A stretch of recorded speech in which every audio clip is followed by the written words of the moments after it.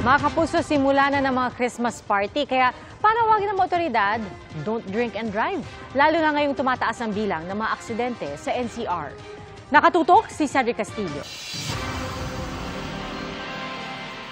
Hindi raw uso ang day off para sa delivery rider na si Bernie.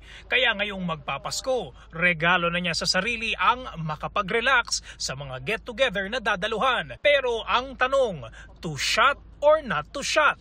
Lubos-lubosin mo na. Bukas ka na umuwi.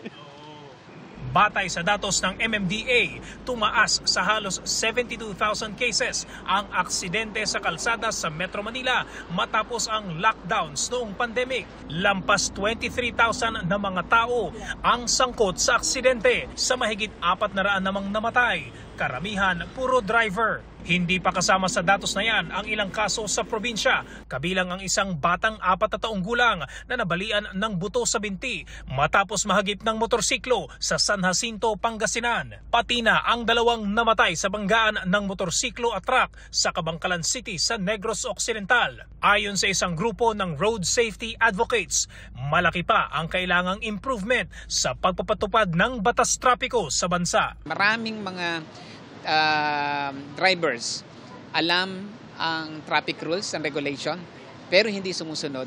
Pag nasanay tayong wala kasi nangunghuli, ginagawa natin.